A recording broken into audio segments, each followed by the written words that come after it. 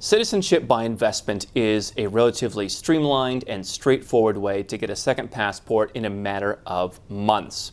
And while Nomad Capitalist has never actually had any rejections of our own for programs like the Caribbean or Malta or Cyprus, there are people who are rejected by these programs when they go to apply. I'm going to share with you a handful of ways you can get your application rejected and how to make sure you avoid that.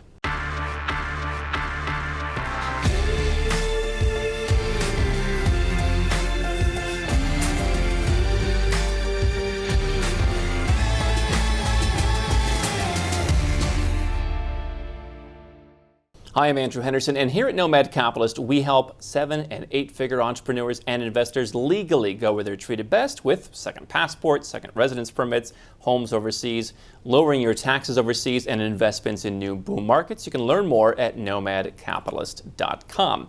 Now, citizenship by investment may seem pretty straightforward. You make a donation or make a qualifying investment in a country, they give you citizenship. And in places like the Caribbean, where there are currently 5 different programs, the process is generally pretty simple. There are a lot of documents to gather, there's checks that you have to go through, there's due diligence, there's all sorts of things that happen behind the scenes. But if you're just looking at these programs for the first time, you might think, well, hey, that's a pretty surefire way to get citizenship. But there are a few things that you want to be aware of. And the first thing is, do you have a criminal record? Because that could be the first thing to sink you. Now, any kind of petty crime committed years ago may not disqualify you.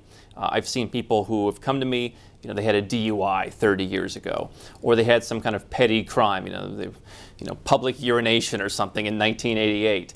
That's probably not going to do it, and I do think that at least most of the countries understand that, let's say you come from the United States. It seems like the police in places like the United States are more likely to, take you in at 18 years old for underage drinking on a park bench than they would in some places, and they take that into consideration. But if you have had a more recent crime, or if you've had a serious crime, that may be an issue, and anything really serious, any crimes of moral turpitude, they're just going to say no. And generally speaking, if you've been rejected from one program, you're going to be rejected from probably most of them. I mean, Malta is one of the most strict. Turkey, perhaps, is one of the least strict. The Caribbean ones are all relatively strict. And so criminal records are just a no-no. What also could be an issue is if there's any kind of civil issues where potentially, you hit someone with your car, or you got into some kind of civil issue where, somebody got hurt, that could be looked at. So any kind of criminal record, number one, that's going to be a big disqualifier in many cases. Number two is, do you have any kind of lawsuits against you? Or have you filed a lot of lawsuits against other people? Have you gone bankrupt? Are you in some kind of shady business? Is it hard to prove where your income comes from? These are all things that are going to be looked at, because one thing that the government is going to look at is they're not going to let anyone who's going to bring disrepute to the country, anyone who's going to be a threat to the national security, they're just not going to let you in. And so you'll want to be very careful of that. Number 3 would be any serious medical issues. Okay? If you have HIV, if you have any kind of serious communicable disease, that could be an issue as well. And so you'll want to be aware of that. That's a big no-no in many places. Number 4 is any person who has difficulty getting all of their records. One example of this is in China. If you go back to someone who was maybe born in the 70s or the 60s in China, if they weren't born in one of the big cities, there's a possibility they might not have a birth certificate. How do you apply for citizenship in another country where there's a very strict documentation requirement if you can't even get a birth certificate? And so you want to be able to get all of your paperwork together. Now, some of the citizenship by investment applications, they ask for a lot of stuff. I've gone through the program a couple of times. I've helped Mrs. H go through it once. They want, in some cases, your elementary school transcript. I think people don't realize just how many documents they want. Now, in my case, my elementary school closed down. And so I had to do an affidavit, and I had to call the school district, and can you send me the paperwork? And then I had to do it. And so there's a whole process that I had to go through to get over the fact that I don't have an elementary school transcript. Taft Elementary School has been closed. And so that wasn't the end of the world. We worked with that. But the bigger those issues get, the harder it's going to be for you to get your citizenship, because especially in the Caribbean, and especially in any smaller country, you have to understand these countries are under pressure from the EU, from the US, from the OECD. to make sure that they're not just giving away citizenship to anybody. And so they really need to get a bunch of records on you. And that could also apply to, again, anyone who's earned wealth through really weird means. I mean, if you're in an all-cash business, particularly in a country that they're a bit more suspicious of, that could be an issue. And there are people who have to go through extended due diligence processes where they may literally send someone out to, check. Does he really own that house in the country that he claims? Does he really own that boat? That's not as much of an issue for Westerners, but definitely something that you want to be aware of.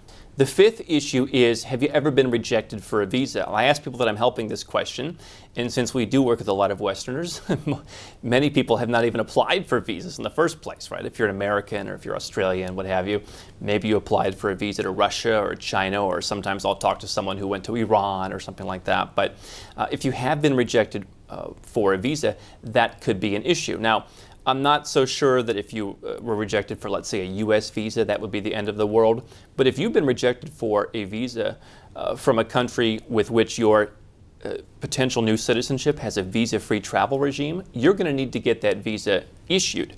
So I had one case where an American had been rejected for a visa from a pretty nominal country. And it was an issue. It was a country that had a little bit of a beef with the U.S.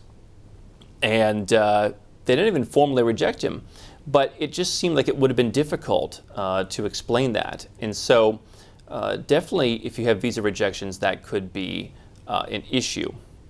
Number 6 is, are you a restricted nationality? And so again, this doesn't really apply much to Westerners. There aren't really any citizenship by investment countries that say, no, we don't want Americans. We don't want to deal with FATCA, none of that. They'll take Americans. But the biggest ones are Iran, Nigeria, Somalia comes on the list, Yemen. There's a lot of countries on there. And there are some countries where, like I think Uzbekistan, for example, there's one country that is kind of suspicious of them. Dominica takes a number of cases on a case-by-case basis. North Korea is actually one of the big ones too. Any North Koreans out there watching, you're probably going to have some difficulties. Again, not a big issue for Westerners. And even some of the countries that banks and other institutions would view with suspicion, like Russia, for example. Russians aren't generally viewed that well by many banks. They're not really on the list here. But any country that's sanctioned, Cuba's also on a couple lists. You may be outright restricted from participating in some programs.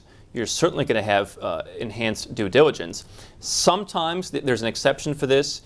If you have been a permanent resident, for example, in the United States or Canada, or in some cases if you hold a visa to those countries and you've been out of your country for, let's say, 10 years is generally the number, and you don't have any business or financial ties there, some of the programs might start to look at you. So if you're an Iranian and you've been living in France for the last 2 decades, okay, maybe they'll talk to you. But if you're an Iranian living in Iran, you're going to have trouble.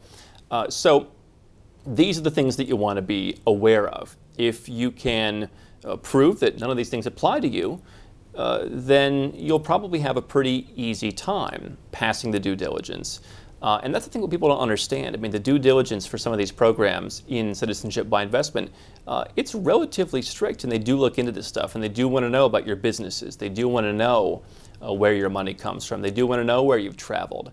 And they don't want to ruin their reputation. And in some cases, all the revenue that they generate for their country. I mean, in some of these countries, the revenue generated is a very significant part of their budget, and they can't afford to have one bad apple ruining the program and making their island of 80,000 people suddenly a big international target. So those are things that you want to watch out for, and if you want to get your citizenship by investment. How can Nomad Capitalist help you? 4 ways. Number 1, subscribe to our channel and click the notification bell to make sure you get our new video every day. Number 2, get a copy of Nomad Capitalist, the book. You'll learn a lot of my personal experiences over a dozen years of studying this stuff, as well as exactly some of the strategies that you can use to build your Nomad Capitalist plan.